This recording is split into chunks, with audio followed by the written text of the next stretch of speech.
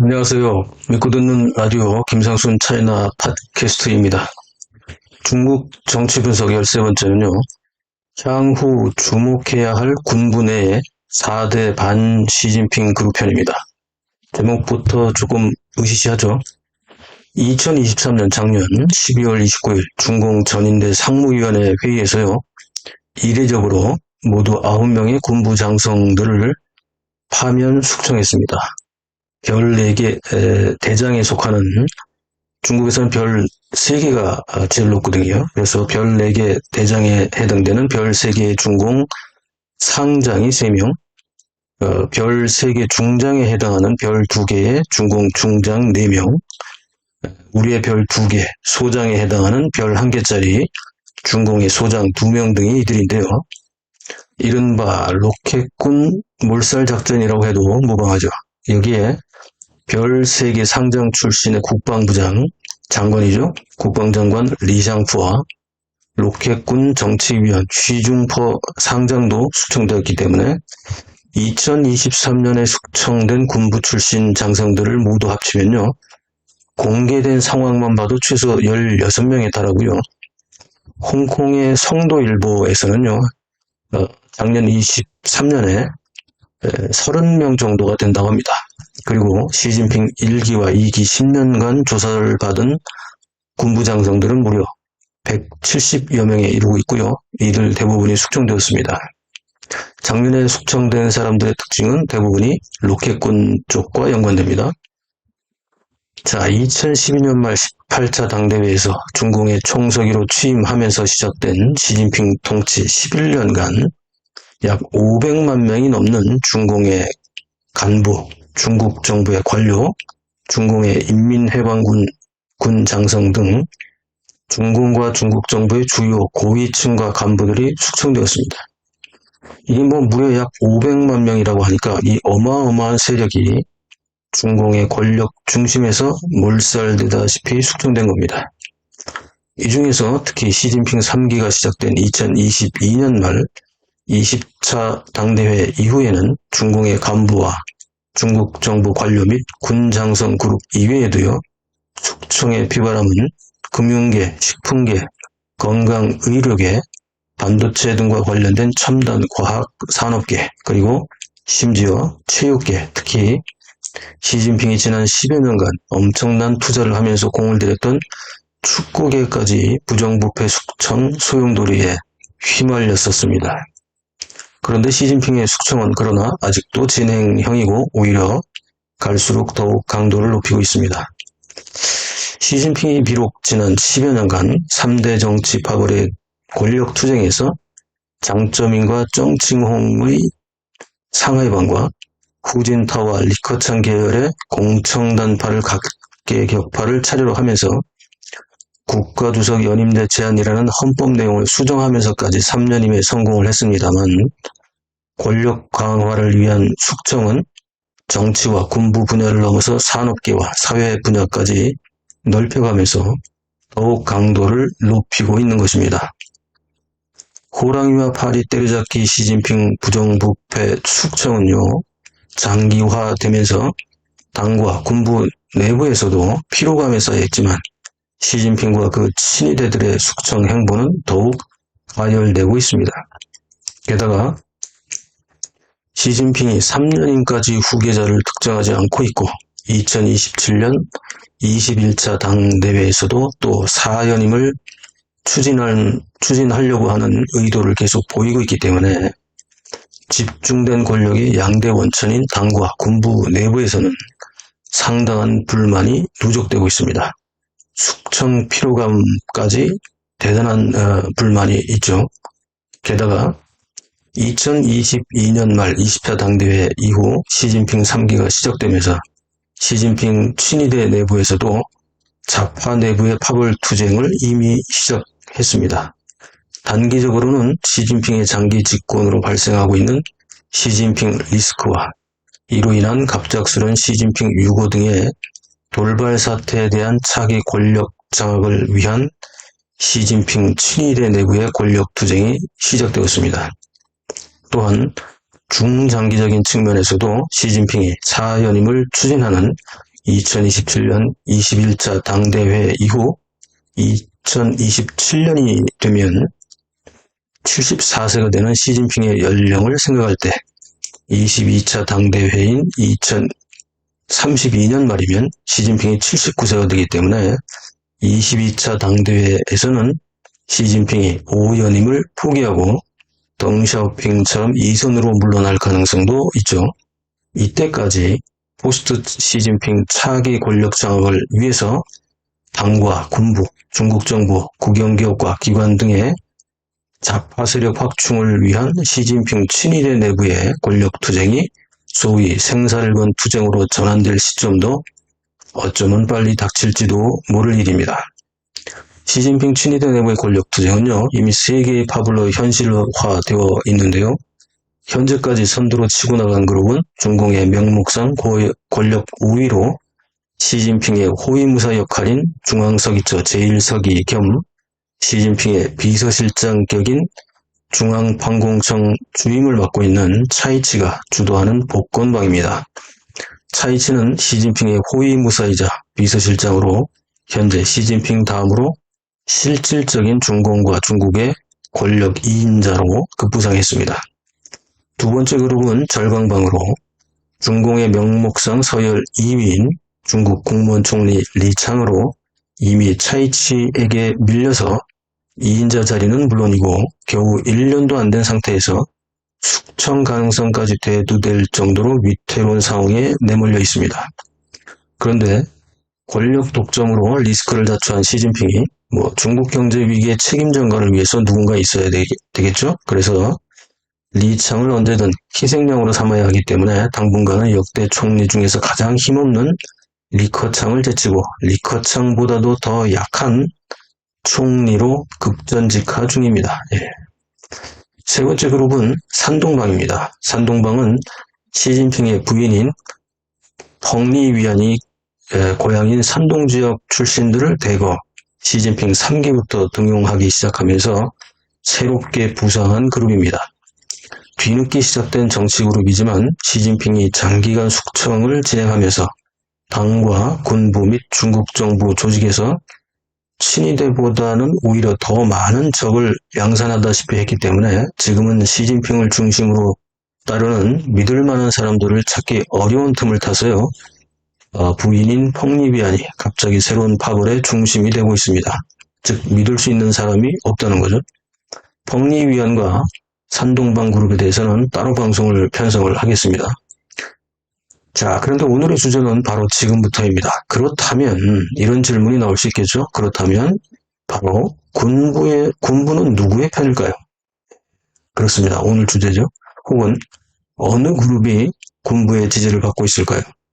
복권방, 절강방, 산동방. 시진핑은 지난 11년간 상하이방과 공청단이라는 양대 반대파들을 숙청하면서 확실하게 그렇다면 군부를 장악은 했을까요? 마오쩌둥의 유명한 격언이 되어버린 말이 지금 크루즈업 될 수 있습니다. 그렇죠? 뭡니까? 권력은 총구에서 나온다. 군부를 누가 잡고 있을까요?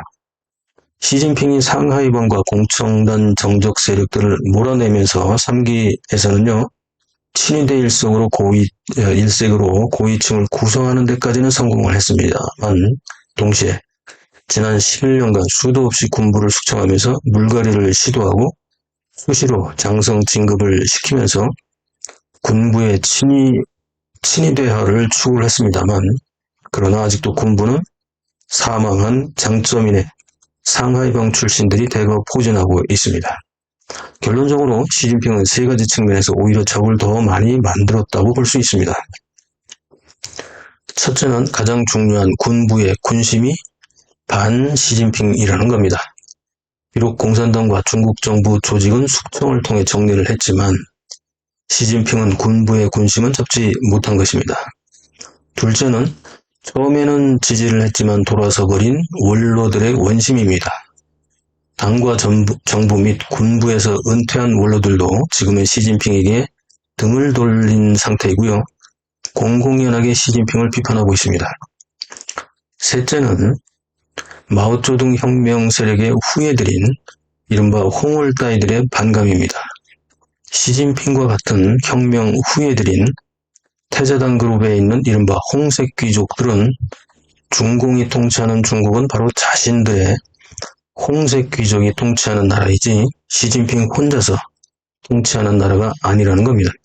오히려 자신들이 국졸 출신에 불과한 시진핑보다 못할 것이 없다는 거죠. 권력은 총구에서 나오는데 군심은 이미 반 시진핑 세력으로 부상하고 있습니다. 원로들의 잔소리와 반대는 이미 은퇴한 끈 떨어진 갓이라는 말이죠. 이런 신세라서 원로들은 사실 무시할 수는 없지만 그러나 또 통제가 가능한 그룹입니다만, 그러나 군부 세력에는요, 태자당 출신, 상하이방 출신, 은퇴한 원로들의 후예들이 요직을 아직도 차지하고 있기 때문에 시진핑의 추락은 어쩌면 군부의 반란에서부터 시작될 수 있습니다. 그렇다면 오늘 주제인 군부에서 누가, 어떤 그룹이 반 시진핑 세력으로 지목될 수 있을까요? 현재까지 종합된 의견들을 제가 전부 정리를 해봤는데요. 정리해보면 모두 4가지 그룹이 반 시진핑 군부 세력으로 형성되고 있다고 잠시 잠정적으로 정의해 볼 수 있습니다. 첫 번째 그룹은 오늘 방송 시작부터 말씀드렸던 로켓군 고위층들입니다. 물론 이들은 로켓에 물을 채워넣을 정도로 이들은 우리만 그러냐는 거죠. 중공과 중국 전체 간부와 관료들이 지난 70여 년간 집단 부패로 형성된 소위 관례라는 겁니다. 관례. 시진핑이 군부 중에서 사실 가장 많은 투자를 한 곳이 로켓군이죠. 대외적인 목표는 분명하죠. 2가지였는데요. 하나는 대만 통일을 위한 비대칭 공격 경기의 현대화를 위해서 로켓군에게 집중 투자를 했습니다. 다른 하나는 대만 무력 통일을 위해서는 미국에 대한 반접근 지역 거부, 즉 A2AD라는 군사전략적 측면에서 미 항무전단의 대만 주변 접근을 최대한 막기 위해서는요, 당연히 로켓군의 현대화와 파워 증강은 필수적인 거죠. 시진핑이 믿었던 로켓군에게 발등을 찍혀서 고위층 장성들을 대거 숙청했지만 로켓군 내부에서는 숙청 피로감에, 그리고 언제 내가 또 당할지 모른다는 공포감으로 반 시진핑 기류가 증가하는 추세에 있기 때문입니다. 이 군분의 2번째 반 시진핑 그룹은 군분의 상하이방 잔존 세력들입니다. 2013년 3월 양회 이후부터 시작된 시진핑의 호랑이와 파리 때려잡기 중에서 특히 군부에서는 모두 170여 명의 장성들을 10년간 숙청을 했다고 합니다. 자, 이들의 공통점은 그런데 한 가지입니다. 모두 장쩌민이 군부에 심은 세력들이고, 장쩌민에 이어서 후진타오 시대에서도 요직을 차지하고 있었던 장쩌민 상하이파에 속하는 중앙군사의 부주석 쉬차이구와 고보슝입니다. 이 2 부주석이 오랜 동안 발탁해서 곳곳에 배치해 두었던 상하이방 잔존 세력들이 바로 반대 세력입니다. 시진핑은 10년을 공들여 이들을 솎아내긴 했지만, 그러나 170여 명이 발탁한 또 그 아래 세력들은 더 광범위하게 군부에 남아있겠죠. 정말 상하이방 세력들이 심은 군부의 군 간부 세력을 다 정리하면 소위 초급 간부인 위관급은 그렇다 치더라도 영관급 이상 장성들은 거의 다 물갈이를 해야 할 정도라는 건 쉽게 상상할 수 있겠죠. 한마디로 군부가 와해돼 버리는 거죠. 군분의 3번째 반 시진핑 그룹은 군부의 요직을 차지하고 있는 홍색 귀족 혁명 후예, 즉 홍월따이 그룹들입니다.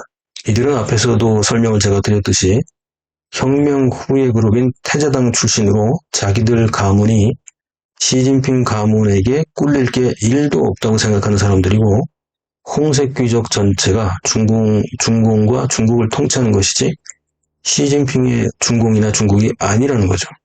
게다가 시진핑은 지난 10여 년간 정적 그룹인 상하이방과 공청단을 제압하고 좌파 친위대 세력을 키우면서 막대한 정치 자금이 필요했는데요.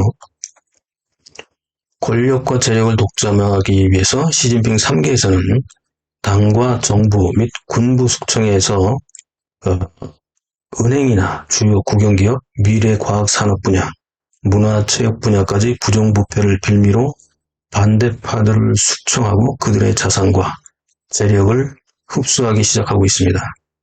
다음 화살은 당연히 누굽니까? 바로 혁명 후세대 홍을 따위들이 누리고 있는 권력과 재력을 털기 위한 대규모 숙청이 예상되는 단계까지 온 것입니다.